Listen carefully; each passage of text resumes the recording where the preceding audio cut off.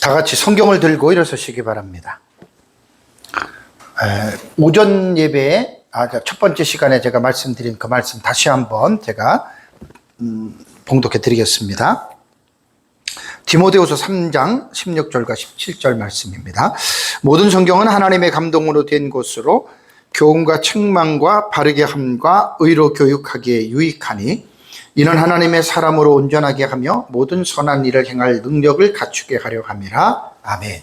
네, 앉으시기 바랍니다.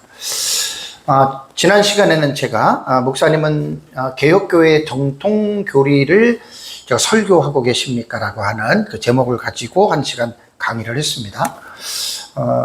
처음에 제가 말씀드린 대로 많은 분들이 교리에 대한 부정적인 생각들을 갖고 계세요.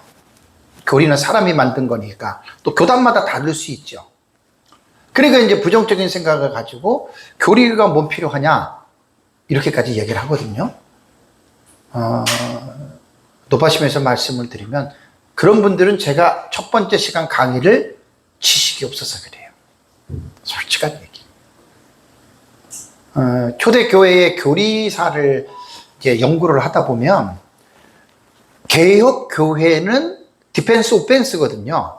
방어해야 되고 공격을 해야 되는 거예요. 그래서 초대교회 7 공의회가 하나님의 말씀을 잘못 깨닫고 잘못 전하는 이단들을 걸러내는, 그죠? 그리고 방어하면서 공격하는, 그 개혁교회는 원래 그렇게 시작이 된 거거든요. 그러다가 이제 종교개혁 이후에 유럽 쪽에 있는 나라들이 프랑스, 스위스, 그 다음에 네덜란드, 영국, 스코틀랜드, 왜 그들이 교리서를 서로가 이렇게 만드는 줄 아세요? 성도들에게 하나님의 말씀을 가르쳐야 되는데 그냥 창세기 1장부터 이거를 가르치면 생각해 보세요. 이거 어느 천년에 다 배웁니까? 그래서 신학자들이 그 시대마다 하나님의 말씀에 중요한 그 교리들, 이게 이제 그래서 제가 첫 번째 시간에 조직신학과 성경신학에 대한 그 관계를 말씀을 드렸던 거예요. 그래서 조직신학적인 기능을 갖고 있어요, 교리는. 그래서 짧은 시간에 정확한 어떤 그 교리들을 성도들에게 가르쳐서 체계화시킬 수 있는, 이게 장점이에요, 이게 장점. 그래서 이번 시간에는 이제 교리 설교의 장점과 단점에 대해서 제가 좀 여러분들에게 제가 말씀을 제가 드립니다. 그래서 교리가 어떻게 내려왔는지에 대한, 교리사에 대한 기본적인 역사만 알고 있어도 우리는 교리를 존중해야 됩니다. 자, 근데 한 가지 오해를 하시면 안 됩니다. 교리와 하나님의 말씀이 같다? 이건 아니에요. 이렇게 되면 큰일 나는 거예요. 하나님의 말씀에서 교리를 추출했지만 인간이 하다 보니까 그렇다고 잘못됐다 이렇게 말하는 것도 잘못된 거예요.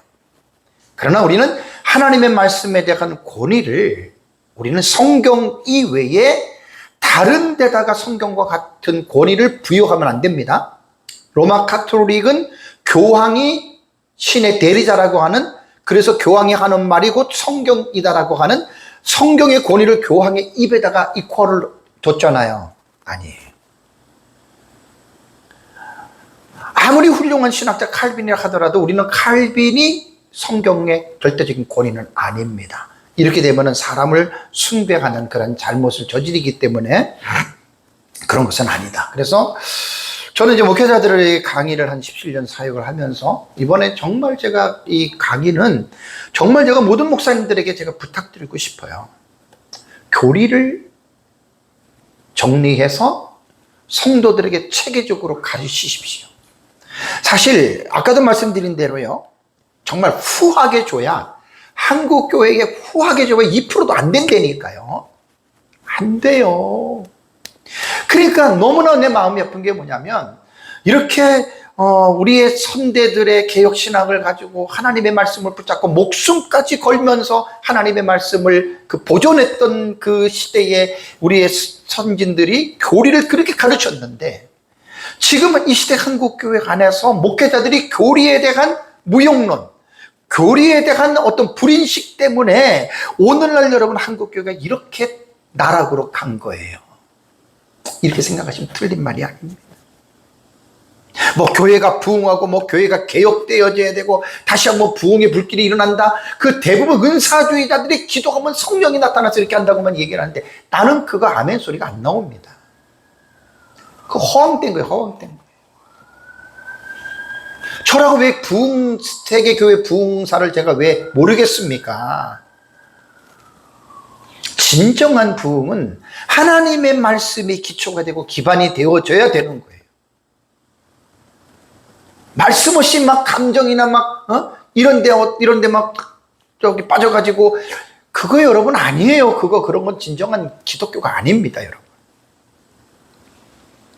그래서 신앙생활을 아무리 오래 했어도 교회에서 교리를 체계적으로 배우지 않았다면 그 사람은 성경을 체계적으로 모른다고 생각하면 딱 맞습니다. 이게 안타까운 일이에요. 그래서 목사님들이 성도들에게 왜 하나님이 목사를 세운 줄 아십니까?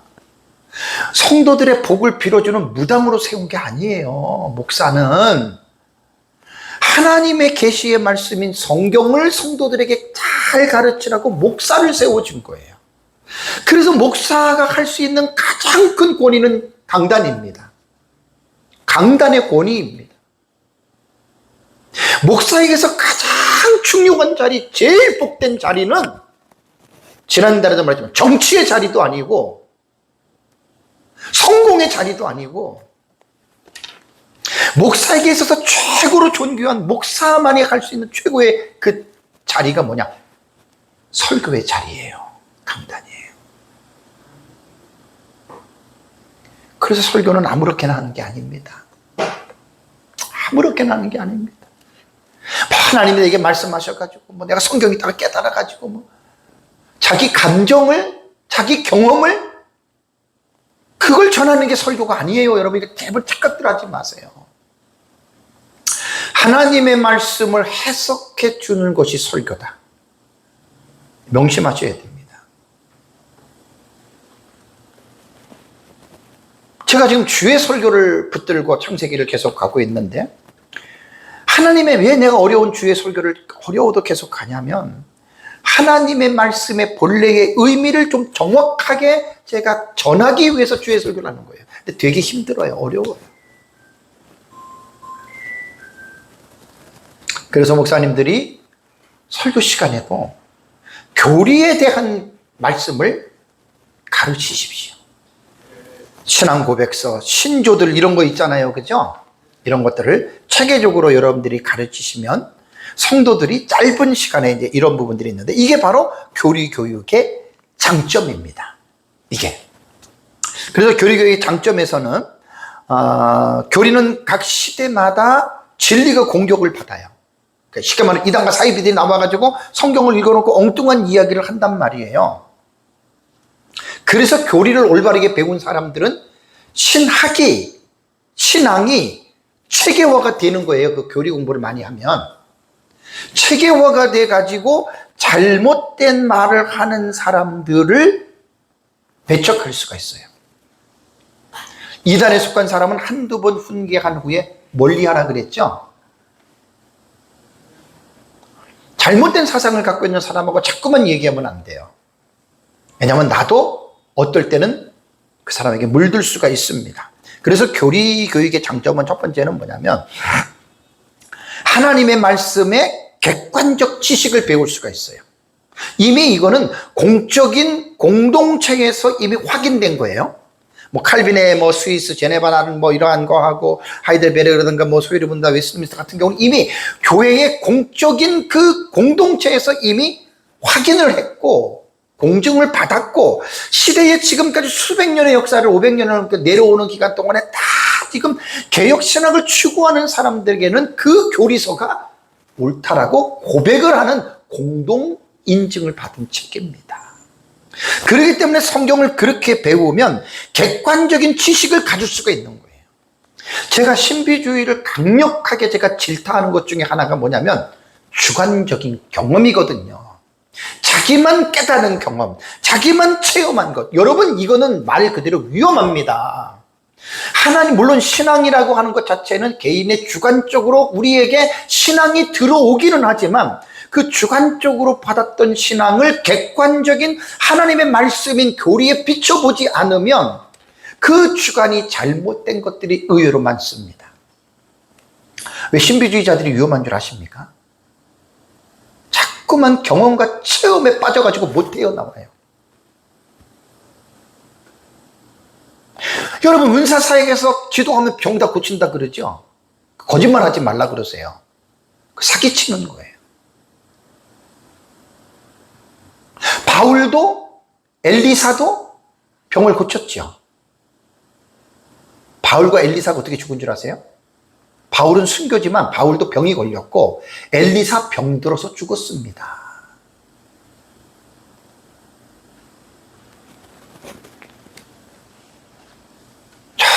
정말 참 성경도 제대로 모르고 막 은사, 능력, 치유, 자기도 병 걸려 죽잖아요. 솔직하게 얘기를 안 그래요?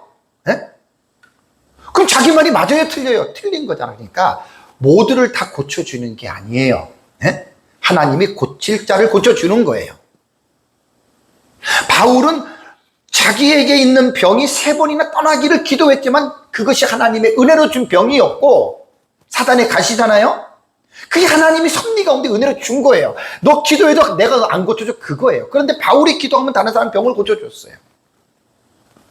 인간의 지략과 계획으로 되는 게 아닙니다, 여러분. 그거 그러니까 은사 같은 걸 잘못 배우기 시작하면 상당히 위험한 길을 지금 걸어가고 있는 거예요. 그런 사람들은 마지막 말로를 보세요. 그런 사람들 말로가 거의 다 안 좋습니다. 거의 다 안 좋습니다. 옛날에 제가 본 책 중에 그 영적의 거장들의 그 12권 책이 있어요. 거의 다가 안 좋습니다. 두려워하셔야 됩니다. 그래서 올바른 신앙은 제가 늘 여러분들한테 강조하는 게 뭡니까? 계시 의존 사색이잖아요.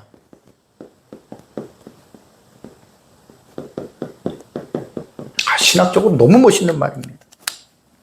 하나님의 말씀인 계시를 의존해서 성경을 기준으로 해서 여러분들이 생각하고 말하고 행동을 하는 말이에요. 계시 의존 사색. 우리의 신앙의 기초는 성경이어야지 내 인간의 경험과 체험으로 들어가다 보면 이거 위험한 거예요. 개인의 감정과 경험에 의지해서 뭐 하나님 내게 말씀했다는 둥, 뭐 이랬다는 둥. 제가 왜 그걸 모르겠습니까? 나중에 제가 시간이 들면 하나님의 음성을 듣는 법도 제가 강의를 할 수 있어요. 그 위험한 거예요. 다 자기 생각에 거기다가 자기 생각이. 그 하나님이라고 하는 이름을 거기다가 도용하는 거예요. 어떨 때는 하나님의 이름을 망령되게 일컫는 죄까지 집니다. 하나님의 이름은 조심해서 사용하셔야 됩니다. 그래서 교리는요, 교리 설교의 장점은 하나님의 진리의 객관적인 지식, 주관적인 지식은 위험할 수가 있어요. 객관적인 지식을 받고 있기 때문에 이제 교리의 장점은 바로 이런 면에서 우리에게 장점이 되고, 또 하나는 뭐냐면 교리는 변함이 없어요. 변함이 없어요. 연속적으로 그 교리가 지금 우리에게까지 내려오고 앞으로도 영원히 내려갑니다. 단 교리 이퀄 성경이 아니에요. 교리에 약간의 문제가 있지만 그렇다고 문제가 있다라고 말을 해도 안 돼요. 한번 체계화된 교리는 변함없습니다. 여러분, 성경이 변화가 있습니까? 성경이? 아니에요. 3, 4천 년 전에 기록된, 2천 년 전에 기록된 성경, 지금 절대로 이 의미는 절대로 변하지 않습니다. 시대가 변한다고 하나님의 진리가 변화가 될까요? 변함이 있을까요? 아닙니다. 교리는 정말 짧은 시간의 성도들을 하나님의 진리의 말씀에 진리의 용사로 튼튼하게 세워주는, 이렇게 좋은 교리를 왜 목사님들이 설교를 안 하냔 말이에요. 첫째, 목사님들이 공부하기 싫어서 그래. 공부를 안 하니까.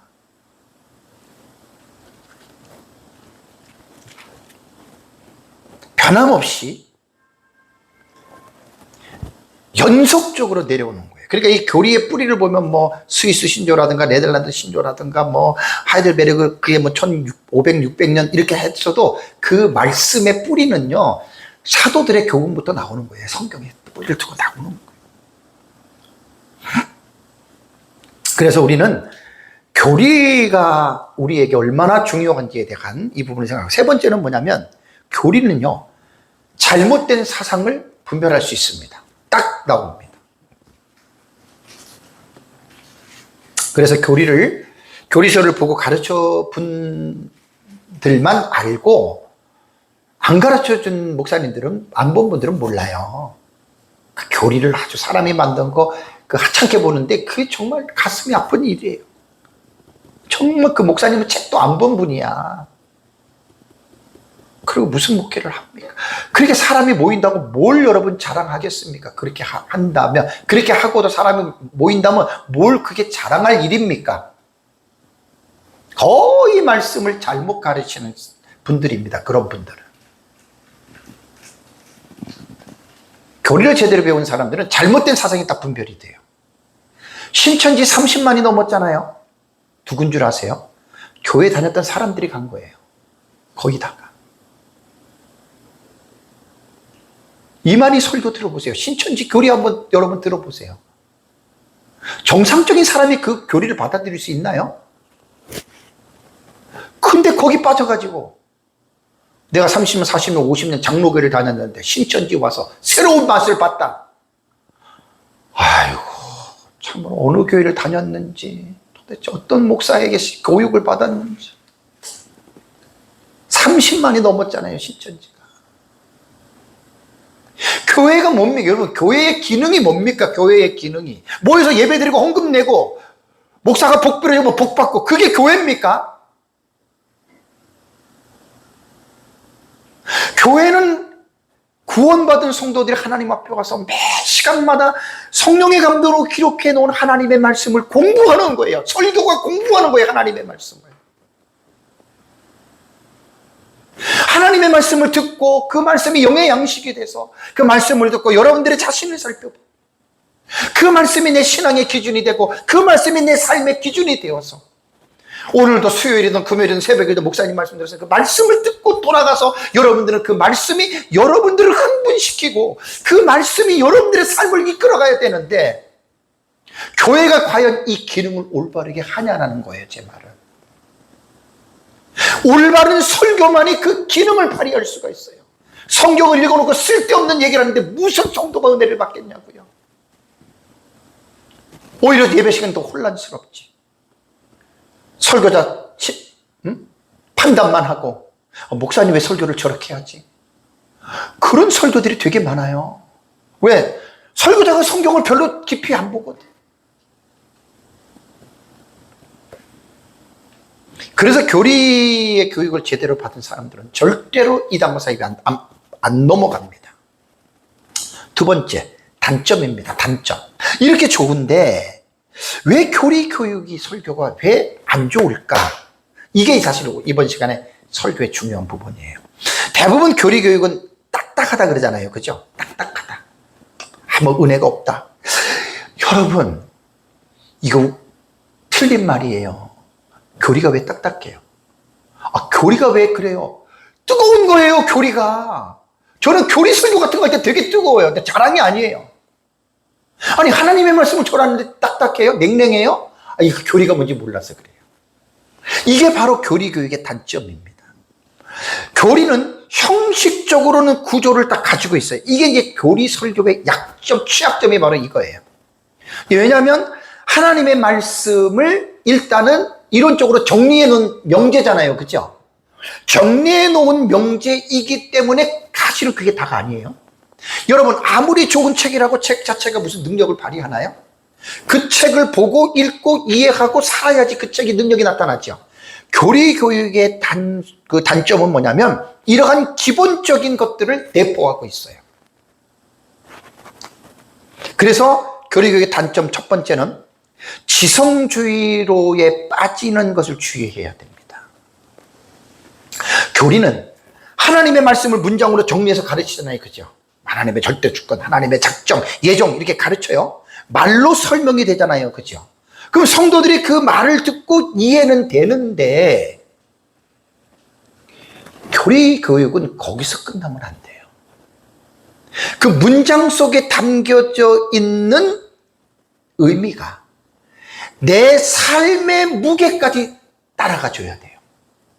그러니까 단순한 이론이 아니라 삶에까지 여러분 이것이 머물러야 된다는 거예요. 사실 이거는 교리뿐만이 아니라 목사님들의 설교도 마찬가지예요. 설교 시간 끝났다고 끝난 게 아니에요. 설교를 들었던 성도들이 그 설교를 마음에 품고 삶으로 살아내는 것이 그때 설교가 진행이 되는 거예요. 대부분 설교 끝났다고 이제 이러죠. 아니에요. 그러니까 이 자꾸만 한 교회의 성도들의 신앙과 삶이 이원화가 되고 딱 이렇게 방목이 되니까 그냥 교회 갔다 왔어. 헌금 내고 왔어. 오늘 주일 지키고 왔어. 거기서 만족하는 거예요. 여러분, 그 잘못된 교육입니다. 하나님의 말씀은 듣고서 느끼는 것으로 끝나는 게 아니에요. 반드시 그 말씀은 우리의 삶의 자리까지 그 말씀이 이끌어 가야 그것이 하나님의 말씀이 살아있는 거예요. 교리 공부를 할 때 특별히 이 부분을 여러분 중요하게 생각해야 됩니다. 경건주의 아버지로 불렸던 독일의 루터파 목사, 프랑크푸르트의 담임 목사였던 필립 야콥 스페너, 경건주의 아버지로 불렸던 사람들이에요. 이 사람이 경건한 소원들이라는 책을 썼는데 1675년입니다. 이 당시에는 루터파 정통주의가 조금 강했었어요. 1675년이니까 루터파가 강했고 이제 물론 칼빈이나 이런 쪽도 있었지만 이 스페너가 쓸 때 누구를 염두에 뒀냐면 루터파 정통교회를 염두에 두고 이 책을 썼다고 합니다.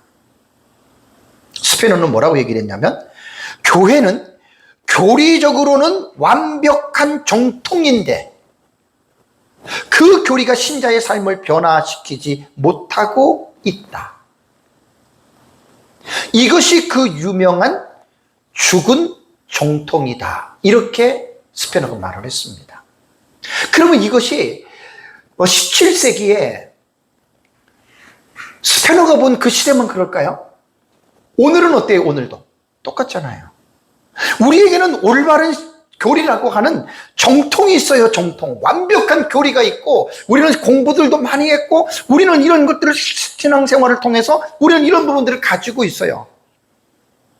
그런데 스페너가 뭘 강조했냐면 그 정통 교리는 있지만 신자의 삶을 그게 변화를 시키느냐, 변화를 못 시키고 있다는 말입니다. 여기서 오해해서는 안 될 게 뭐냐면 교리가 틀렸다는 게 아니에요. 교리가 잘못됐다는 게 아니에요. 그 교리가 삶의 자리까지 연결되어져야 되는데 거기에서 끊어졌다는 거예요. 그냥 이론적으로 지식적으로만 알고 이것이 끊어졌기 때문에 스페너는 교리를 버리라가 아니라 교리는 지식에 머무는 것이 아니라 삶의 현장까지 그 진가가 드러나야 된다. 야고보 사도에게 가면은 딱 나오잖아요. 행함과 믿음이 분리되면 죽은 믿음이에요. 두 번째는 경건주의 단점이 조금 전에 말한 것처럼 연결하는 거예요. 삶의 자리와의 분리가 된 거예요. 그러니까 지식으로만 받아들이고 그 지식이 내 삶까지 안 가고 딱 끊어져 버린 거예요. 이게 두 번째 단점이에요. 사실 교리는 어떤 가르치다 보면 특정 본문 어떤 특정한 내용을 추출해가지고 일단 명제화를 했잖아요. 그러니까 문장으로 만들었잖아요. 그리고 가르치는 거예요. 하나님의 작정이다. 하나님의 예정이다. 하나님의 섭리다. 그래서 제가 창세기 37장을 지금 이제 설교를 하고 있어요. 창세기 37장의 요셉의 내러티브를 예를 들면 아주 이해가 빠를 겁니다. 그 요셉의 내러티브를 보면 요셉의 형들이 아버지가 요셉을 편애하잖아요. 미워했잖아요. 요셉이 두 가지 꿈을 꾸잖아요. 그것 때문에 더 미워하고 더 시기했어요.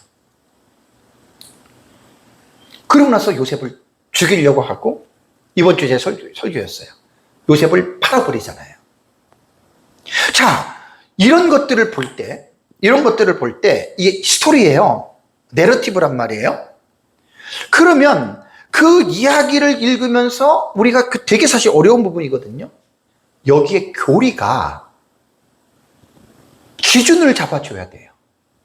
기준을. 무슨 기준? 하나님의 작정과 섭리라는 기준을 잡아줘야 돼요. 이건 좀 어려워요.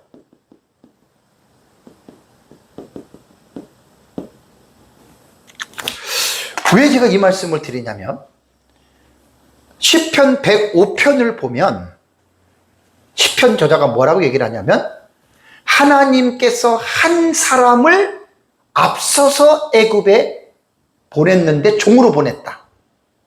이게 하나님의 계획이거든요.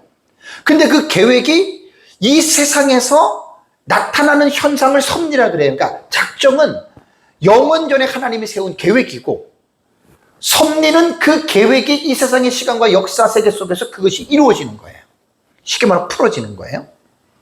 하나님이 한 사람을 먼저 애굽에 보냈고 종으로 팔렸다라고 하는 말은 왜 보낸 줄 아세요? 야곱의 가족들을 흉년 가운데의 생명을 유지하기 위해서고, 그리고 그 야곱의 자손들을 70명의 자손들이 큰 민족으로 만들어지기 위해서 애굽이라고 하는 특정한 지역에 고센이라고 하는 땅에 하나님이 보낸 거예요. 그 과정들을 볼 때는 인간이 우리가 이해가 안 돼요. 막 형들이 저놈 죽이자 자기 동생을, 그죠? 그래가지고 구덩이에다 집어넣고 막 미디안 상인에게 팔아가지고 넘겼잖아요. 그죠? 되게 어렵죠. 그죠?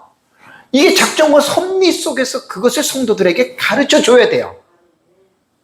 그런데 이거는 진짜 어렵기 때문에 잘못 가르치잖아요.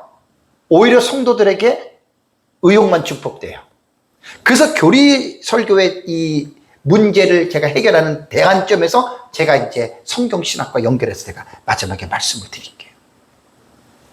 사실 작정과 섭리는 되게 어려운 말이에요. 그러니까 이게 뭐냐면 교리 설교가 그렇잖아요. 명제를 줘요. 하나님의 작정이다 섭리다 말을 했지만 그것을 이해하는데 여러분 이게 얼마나 힘든 줄 아세요? 되게 어려워요. 리브가와 야곱이 거짓을 공모해서 아버지 이삭을 속이고 에사라고 속이고 복을 받잖아요. 그죠?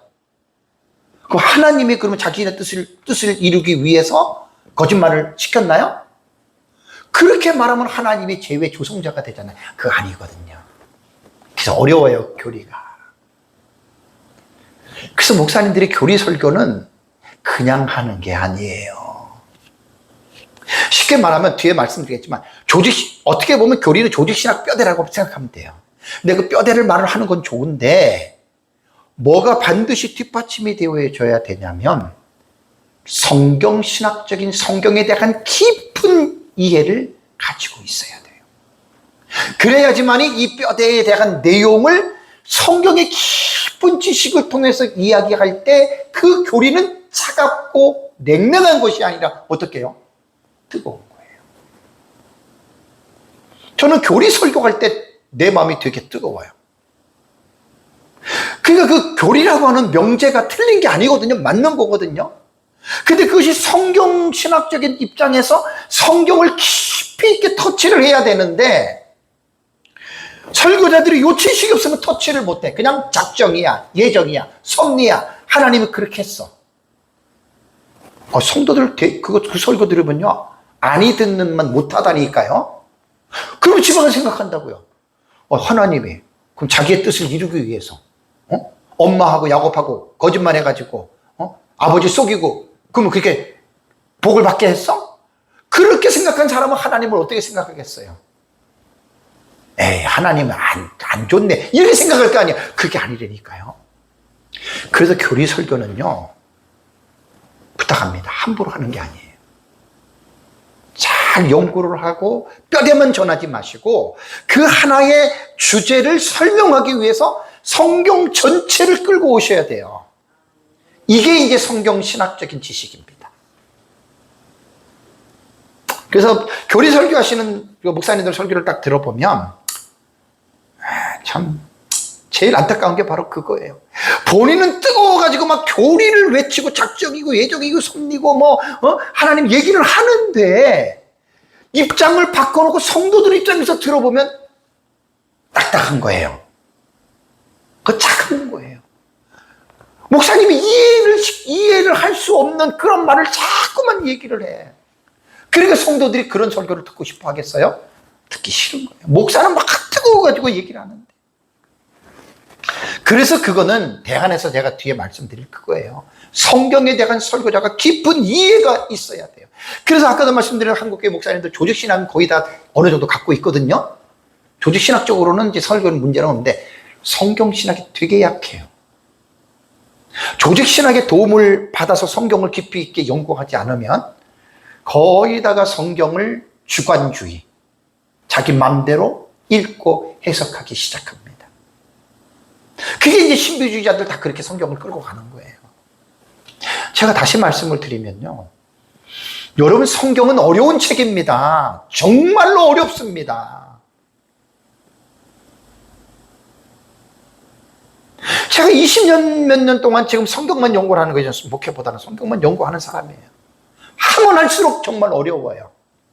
깊이가 무궁무진해요. 창세기부터 계시록까지 이게 얼마나 이게요. 스토리는 다 알지요. 스토리는 왜 모르겠어요. 스토리 다 알지. 그게 성경을 아는 게 아니라니까요. 그건 그냥 수박이 동그랗거나 녹색 줄이 있거나 까만 줄이 있거나 그것만 아는 거고요. 그 수박을 잘라가지고 먹어보세요. 말도 못하게. 그래서 교리적 교훈은요, 여러분, 반드시 삶의 현장까지. 그래서 교리 설교를 할 때는 목사님들이 딱 자기 암시를 두어야 돼요. 암시를 두고. 그리고 성도들한테 이 지식으로만 가르치는 것이 아니라 반드시 여러분들이 이 지식이 삶으로 나타나야 된다. 예를 들어서 하나님의 작정과 섭리 같은 경우 요셉이 그렇게 된 것은 요셉이 52장에 보면 요셉이 고백을 하잖아요. 나를 보내신 이가 형들이 아니다. 하나님이 나를 보내셨다 이렇게 얘기를 하잖아요. 겉으로 볼 때는 형들이 죽이려고 보낸 거잖아요. 그죠? 요셉이 그 수십 년의 세월을 지나면서 요셉이 깨달은 거예요. 자, 요셉이 17살에 꿈을 꿨어요. 그 형들의 팔림에 애굽으로 갔어요. 30살 때에 총리가 됐어요. 그럼 13년 걸리죠. 그죠? 13년 걸리고 7년 풍년이 나오죠. 20년이죠. 그 다음에 이제 풍년 때 다 해놓고 형들이 찾아올 때가 2년이 더 지나가요. 22년이 지났어요. 요셉이 죽고 싶었지요. 형들이라는 작자들이 자기를 불러가지고 옷 뺏기고, 르우벤이 막지 않았으면 죽였을 거예요. 돌로 쳐 죽였던, 막대기로 찔러 죽였던 르우벤이 막아요. 그리고 구덩이에 던져놓고 가버리면 죽는데 넷째 유다가 야 팔자. 그게요, 성경을 읽을 때 우리는 그 내용만 보죠. 그러니까 성경에 깊이 있는 사람들은 배후에서 역사하시는 하나님의 숨결을 들으면서 성경을 봐요. 이게 하나님의 섭리예요. 그래서 성경이 깊고 오묘하다는 거예요. 그래서 구덩이에 꺼내가지고 미디안 상인에게 은 20을 받고 팔잖아요. 그리고 요셉이 내려가가지고 보디발의 아내의 집에 있다가 그 아내의 누명을 쓰고 감옥에 있다가 총리가 돼서 요셉이 있다 보니까 그때 요셉은 깨달은 거예요. 당신들이 나를 죽이려고 보냈지만 내가 와서 이렇게 총리 자리까지 보니까 당신들이 보낸 게 아니라 누가? 하나님이 나를 보냈다. 당신들은 나를 죽이려 하였으나 하나님은 그것을 바꾸어서. 참.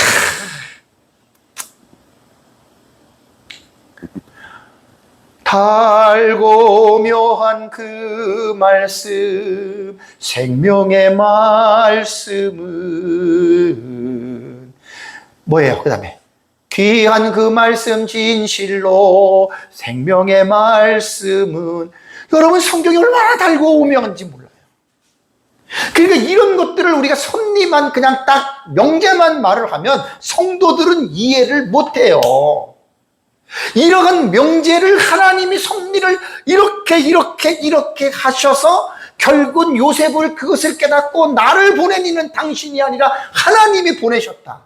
당신들은 나를 죽이려고 했지만 하나님은 손으로 바꿔서 나를 살려서 나를 총리가 되게 했다. 그리고 요셉의 여러분 내러티브는 개인의 성공과 출세가 목적이 아닙니다. 이번 주제 설교 때 지난주에도 계속 그걸 강조한 거예요. 많은 사람들이 요셉의 꿈을 꾸자, 요셉처럼 되자, 그 전부 다 욕심이 여기까지 찬 사람들이 말하는 거예요. 요셉이 꿈꾸고 싶어서 꿨어요? 아니에요. 0.0001%도 요셉은 그런 꿈을 꿀 생각도 못했어요. 하나님이 꾸게 했죠. 그러면 요셉 하나 그 고난을 이겨내고 출세하고 성공해가지고 자리에 앉았다고 해서 그게 목적인 줄 아십니까? 아닙니다. 성경을 잘못 본 겁니다. 요셉이 말을 하잖아요. 나를 총리되게 하고 이렇게 된 것은 당신들의 생명을 구하기 위해서 하나님이 나를 보냈다. 교리 설교 맨날 작전과 섭리 얘기만 딱딱하잖아요. 이런 성경적인 신학적인 지식이 없으면 거기서 딱딱하니까 성도들이 딱딱하고 교리 설교 듣기 싫다 하는 거예요. 이런 것들은 지금 제가 지금 강의한 게 딱딱합니까? 지금 이게 딱딱한 거예요 지금? 얼마나 힘이 나요. 이 하나님의 작정과 섭리를 지금 얘기를 하는 거예요. 성경을 통해서 이렇게 끄집어내면 교리는 딱딱한 게 아니에요. 뜨거운 거예요. 성도들이 교리를 들으면 마음에 뿔이 타요. 그런데 교리 설교의 단점이 뭐냐면 성경 신학적인 지식이 성경에 대해서 잘 모르니까 딱딱한 것만 또박또박 얘기를 하니까 성도들이 집에 돌아가가지고 오히려 그게 더 의구심이 생겨서 그런 설교 듣기 싫어하는 거예요. 그러니까 교리 설교 하시는 분들이 이런 거를 물론 아시는 분들이 많겠지만 의외로 모르시는 분들이 계신다는 이 얘기예요. 제가 성경의 설교에 대해서 올 3월 달부터 지금까지 5개월 때 설교에 대한 강의를 하잖아요. 다 중요한 내용들입니다. 성경은 문맥적으로들 읽으셔야 됩니다. 문맥. 그 본문만 읽으면 안 돼요. 전문맥, 후문맥을 다 읽어야 돼요. 그래서 작정과 섭리라고 하는 이건 정말로 중요한 주제예요. 교리에서. 기둥 같은 주제입니다. 이게. 예정도 마찬가지고. 한두 번 설교해서 될 게 아니에요. 이거는. 그래서 이 작정과 섭리라고 하는 하나의 명제, 형성이 된 명제를 하나 딱 던져놓고 이 명제를 풀어서 설명할 때는 반드시 성경이 뒷받침이 돼야 돼요. 무조건 믿어가 아니에요. 이렇게 성경을 뒷받침해서 성경을 끄집어 올리면 이 작정과 섭리라고 하는 게 여러분 어마어마하잖아요. 이제 개인의 적용으로 들어가 보세요. 여러분들의 개인의 삶을 보십시오. 개인의 삶을. 어떨 때는 막 힘들고 그랬대 몰랐는데 지나고 나니까 어때요? 이해가 되지요. 깨닫게 되죠.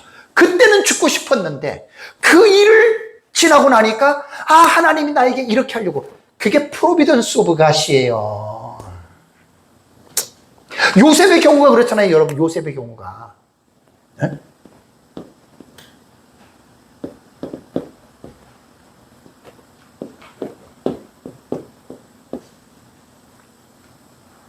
프로비. 큰 거다 보면 히브리어고 헬라어고 잠깐만 빠져요. 틀려요. 맞아요? 프로비던스. 이게 하나님의 섭리인 거예요. 그러니까 여러분 우리의 인생이 그래요. 내가 내 계획대로 인생이 되는 게 아니에요. 예기치 못한 알지 못하는 일을 되게 많이 겪죠. 그죠? 그런데 우리는 들에 피는 백합화, 공중에 나는 참새보다 예수님 우리가 더 귀하다 그랬죠? 참새 2마리가 하나 아싸리온에 팔리는 것도 하나님 허락해서 팔리죠? 근데 내가 살아가는 데 있어서 내 주변에 일어나는 미스테리한 일을 하나님이 모르실 것 같아요. 작정과 섭리는 한두 번 얘기해서 될 주제가 아니에요. 저는 창세기를 설교하면서 아예 1시간을 띄워서 예정과 작정과 섭리를 설교를 했고 이 지금 야곱의 내러티브 들어와서는 시간마다 이걸 제가 계속 강조를 합니다. 왜? 이런 수십 번, 수백 번을 들어야 성도들이 작정과 섭리에 대한 의구심도 풀려지고 이해가 되고, 그러면 그게 이제 하나님의 말씀의 중요한 주제들이 각인이 되고 이해가 돼야 그것이 내 삶을 볼 수 있는 적용이 되는 거예요. 하나님의 작정과 섭리를 느낄 수 있는 정도는 웬만해서 못 느껴요. 성경 모르는 사람들은 이거 몰라요. 전부 다 지 감정 기분에 따라서 다들 뭐 어쩌고저쩌고 하나님 이름 갖다 여기다 붙이고 저기다 붙이고 그러지, 성경을 깊이 있게 보시는 분들은 하나님의 작정에 의한 섭리에 대한 부분들을 분명하게 여러분 보셔야 됩니다. 마지막 세 번째로 교리 설교의 문제점에 대한 방안입니다. 다 제가 미리 전에 얘기를 하고 넘어오는 거예요. 교리 설교의 단점을 보완하기 위해서는요, 전 시간에 강의했던 조직신학과 성경신학을 아우르는 보완이 이루어져야 됩니다. 조직신학은 사람의 뼈대, 곧 골격을 말한다면, 성경신학은 사람의 살과 혈류로 예를 들 수가 있습니다. 여러분, 뼈가 중요합니까? 살이 중요합니까?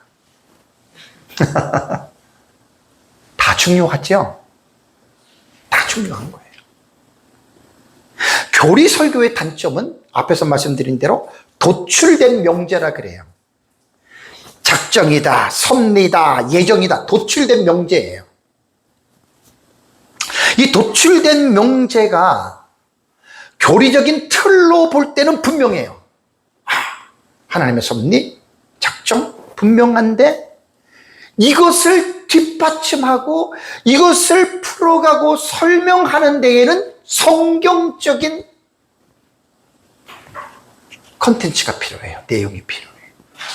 성경적인 내용은, 교리신학은 뼈대는 잘 세워졌지만 성경신학이 약한 사람들은 뼈대만 외치지 내용을 아우를 줄을 몰라요.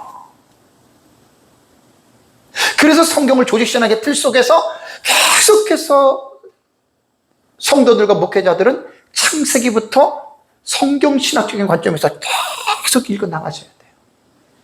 저는 지금 창세기만 작년, 재작년 12월에 창세기 1장을 해서 지금까지 하거든요.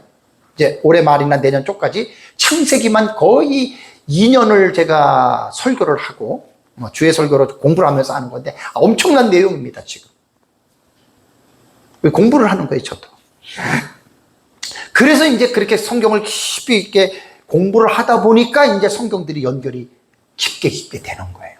창세기만 다 안다고 되는 게 아니에요. 뒤에 책이 65권이 더 있잖아요.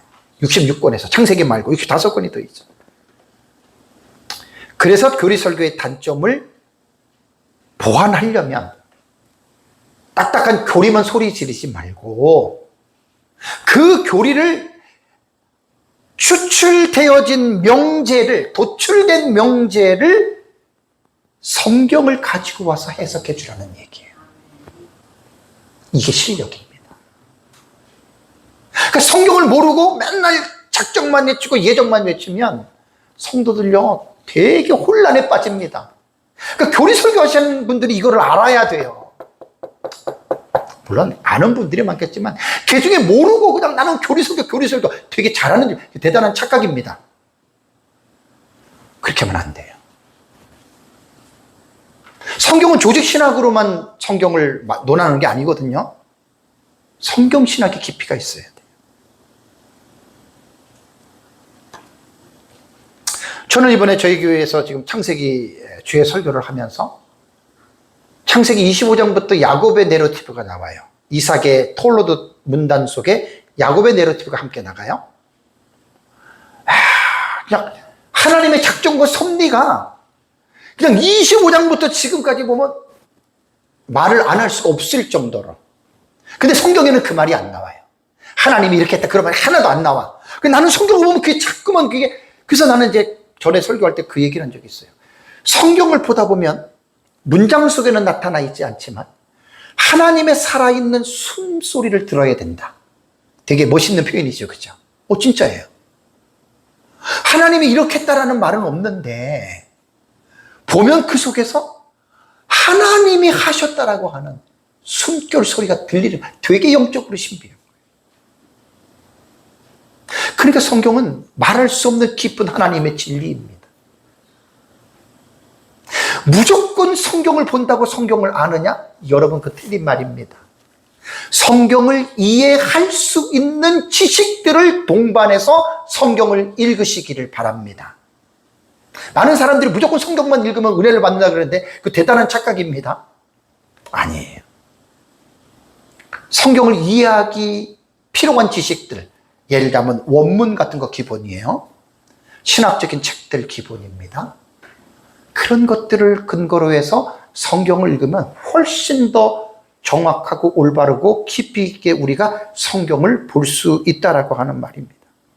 현대교회 성도들이 가장 큰 문제가, 옛날부터 그랬지만, 말씀을 듣기는 하는데 삶의 변화의 자리까지 나가지 못해요.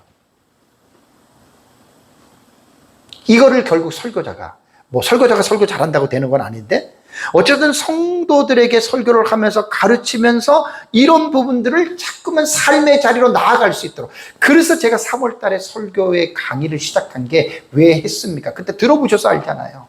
적용이라는 거 설교의 꽃입니다. 많은 사람들이 설교의 적용을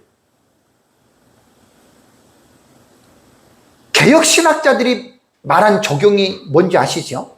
성경 본문을 깊이 있게 해석하면 적용은 어떻게? 자연이 나오죠. 그게 진짜 설교 적용이에요. 많은 설교자들이 뭘 못하냐면 본문을 깊이 있게 다루는 부분에서 시간을 안 들입니다. 그리고 성경을 보고 대충 중요한 거 몇 가지를 가지고 적용을 만들거든요. 저도 설교 사역을 40년 동안 한 사람인데 왜 모르겠어요. 그런 설교는 사람을 변화시킬 능력이 나는 약하다고 봅니다. 제가 해보니까 진짜 설교의 성경 본문을 깊이 있게 해석해 주면 하다 보면 듣는 성도가 알아요. 아, 이 내용이 있구나. 그래서 목사가 어떨 때는 적용을 안 해도 그냥 성도들이 그 본문을 이해하고 적용까지 나아갑니다. 나는 이거를 어느 정도 인식된 사람이에요. 그냥 제가 하는 말이 아니에요. 그래서 성도들이 말씀을 듣고 삶의 자리까지 나가지 못하는 이유는 나는 1차적으로 설교자들의 설교에 문제가 있다. 그래서 한 5년, 10년 이상 다닌 교인들은요, 성경 본문만 딱 읽잖아요. 아, 우리 목사님이 오늘 뭔 말 하겠다. 8, 90%다 알아맞힙니다. 제 말 틀린 말 아니에요. 다 알아맞혀요. 근데 성경에 똑같은 미워하지 마라 라고 하는 적용을 똑같이 넣어도 그 왜 미워하지 말아야 되는지에 대한 설교의 내용이 성경의 본문을 깊이 있게 다루는 거하고 본문을 깊이 있게 다루는 거, 여러분 미워하면 안 됩니다. 여러분 절대적인 차이가 있어요. 하늘과 땅 차이로 봐요. 그러니까 제가 볼 때는 변화가 일어나지 않는 것은 다 설교자들이 적용은 다 하잖아. 근데 왜 변화가 안 일어나느냐? 변화를 일으키는 동력이 저는 성경 해석이라고 나는 믿는 사람이에요. 제가 오랫동안 설교 사역을 하면서 제가 내린 마지막 결론은 이거예요. 그래서 제가 어려운 주의 설교를 지금도 하고 있는 거예요. 왜? 그러다 보면 설교 준비하는 내 자신이 벌써 본문에 빠지게 돼 있어요, 설교자가. 아, 이게 본문이 이런 내용이구나. 아, 히브리어 구조는 이렇고 우리말 구조는 이렇고. 그냥 빠지잖아요, 설교자가. 제 설교 잘한다고 자랑질하는 거 아닙니다. 그리고 설교자는 하나님의 말씀을 해석해서 성도들에게 올려주는 거거든요. 그러면 성령이 그 일을 하세요, 성령이. 자, 조직신학과 성경신학에 대한 이 부분을 게알더스 보스는 이런 말을 합니다. 참 멋있는 말입니다. 성경신학은 조직신학의 적이 아니라 조직신학에 선행하는 필수 작업이다. 이게 되게 유명한 말이잖아요. 조직신학이 성경의 진리를 논리적인 체계로 배열한다면 성경신학은 그 진리가 역사 속에서 실제로 계시된 순서와 형태를 존중한다. 해석해 주는 거예요, 그것을. 이런 것들이 이렇게 됐다. 그래서 보스는 이 둘을 동일한 재료를 다루는 두 가지의 다른 배열의 원리다. 아까 전 시간에도 얘기를 했습니다. 그래서 조직신학은 논리적인 원리예요. 논리적으로 이렇거라면 성경신학은 히스토리컬이에요. 역사적인 원리로. 이렇게 이런 것들이 이렇게 진행이 되어져 간다. 그러니까 조직신학적인 설교만 하면 딱딱하죠, 그죠? 거기에 틀을 세워놓고 성경신학으로 하나하나 역사적으로 설교자가 뒷받침을 해준다면 정말 그것이야말로 스탠다드 설교가 되는 거예요. 그래서 성경신학적 전개를 과정을 생각하고요, 조직신학 결론으로 바로 도약하면 뼈대만 나와요. 뼈대만. 그 다음에 조직신학 명제를 생략하고 성경신학적 결론에 이르면 균형이 잃어요. 균형을 잃어요. 뭐 이러긴 이랬는데 도대체 이것이 어떻게 연결이 돼가지고 어떤 틀 속에서 이게 이렇게 되냐, 그렇게 되는 겁니다. 여러분, 교리는 차갑고 냉랭한 게 아닙니다. 나는 교리 설교한다고 자랑하고 교리 설교를 자부심을 갖는 분들에게 한 가지 꼭 물어보고 싶은 게 있어요.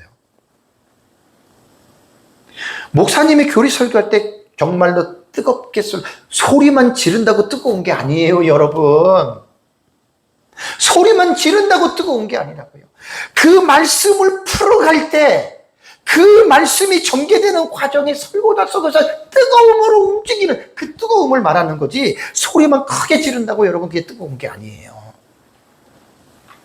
그래서 교리는요, 교리를 가르치는 사람의 역량에 따라서 달라진다라고 하는 거예요. 주어지는 적용에 있어서. 그래서 교리 자체가 안고 있는 약점이 있잖아요. 단순한 공식처럼 가르치면 안 돼요. 꼭 이거는 기억하셔야 됩니다. 단순한 공식처럼 가르치면 성경신학이 없는 조직신학만 나열하는 것과 똑같아요. 그래서 개혁교회의 설교자들은 교리를 가르쳐야 됩니다. 오전에 제가 첫 번째 시간에 강의한 내용만 잘 이해를 했어도 교리 설교를 안 해본 목사님들은 귀가 확 열려야 돼요. 아, 교리를 공부해서 가르쳐야 되겠다. 특히 장로교 같은 경우는 웨스트민스터 신앙고백서 대소요리 문답은 기본적으로 해야 되고요. 그 다음에 하이델베르그 정도까지는 이거는 하셔야 됩니다. 한번 읽어보세요. 목사님들이 무조건 설교 안 돼요. 공부하고 설교를 하세요. 그리고 아까 말씀드렸잖아요. 이 교리 설교할 때 명제만 딱딱하게 하지 마시라고요. 그 교리가 만들어 놓은 하나의 센텐스, 문장의 명제를 충분하게 성경신학적인 입장에서 성경의 내용을 총동원해서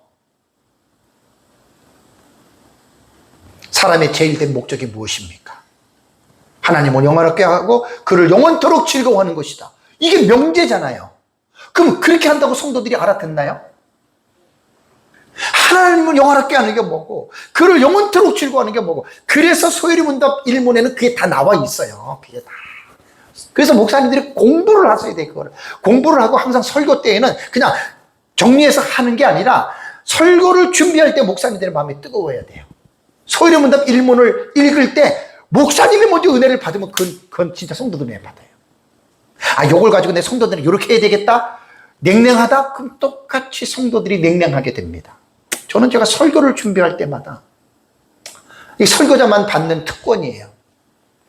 말씀을 준비할 때 말할 수 없는 영적인 기쁨이 제게 와요. 한 단어, 한 문장의 의미를 몰랐던 것을 깨달을 때 어떨 때는 눈물이 핑 돌고 어떨 때는 감사해서 눈물도 나와요. 설교 준비할 때. 이게 이런 내용이었구나. 이런 내용에 대해 내가 몰랐던 거예요. 그게 한두 가지가 아니라니까요. 이번에 창세기 연구하면서 말도 못하게 많았어요. 그래서 하나님의 말씀을 깨달으니까 달고 오묘한, 송이꿀보다도 더 달지요, 영적으로. 그래서 설교를 준비하면서 그 말씀을 준비할 때 뭔가 확신이 쓰고 눈물이 있고 감사가 넘치면 설교하기 전에 설교자가 먼저 은혜를 체험하잖아요. 그죠? 그런 설교는 주일날 강단이 기다려집니까? 안 기다려집니까? 기다려져요. 사람이 많고 좋고 그게 아니에요. 기다려져요.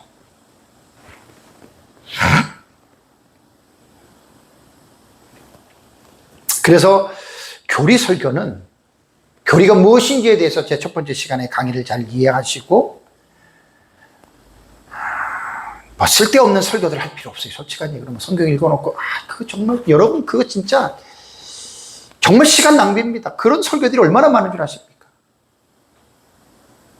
가끔 가다가 유튜브에서 뭐 이상한 최근에 나는 이제 밥 먹을 때 좀 시간 내서 중요한 것들은 보는데 정말 기가 막힌 것들이 너무 많아요. 이게 좀 말이 설교지 설교가 아니라 완전히 이거는 정말 신성 모독하는 수준이에요. 거기에 사람들이 아멘 아멘 하는 것 보면 가관도 아니에요. 그 이단과 사입이 위험한 사람들 얼마나 요즘에 나는 너무 깜짝 놀랐어요.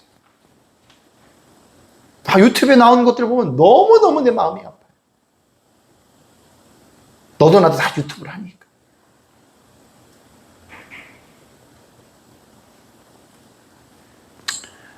그래서 교리 설교의 장점과 단점을 잘 기억하시고요. 장점과 단점을 잘 기억하시고, 그리고 이제 교리를 공부를 하셔야 돼요, 목사님들이. 책을 하나 딱 만들어 놓고. 공부하다 보면 목사님들이 은혜를 받거든요. 설교는 그렇게 나와야 되는 거예요. 그렇게. 오전에도 말씀드린 대로 다음 카페에 들어가셔서 대한에스라 성서연구원을 입력을 하면 제가 운영하는 카페가 나옵니다. 거기에 기록된 글이 한 48,500개 정도가 있습니다. 몇 개라고요? 48,500개 정도예요. 한 이정훈 목사님이 한 1,000개 정도 올려놓고 나머지는 제가 다 올려놨습니다. 그 내 개인의 도서관이기도 하고 목사님들의 도서관이기도 하고 그것이 신학교의 어떤 것으로서도 정말로 한번 들어가 보세요. 방이 한 240개 만들어놨어요. 4대 신학 카테고리로 아주 한번 들어가 보시라니까. 웬만한 목사님들은 5년 내지 10년 동안 공부할 수 있는 양육관에 다 들어가 있어요. 근데 목사님들이 공부를 안 좋아하시니까 그런데 안 들어가지.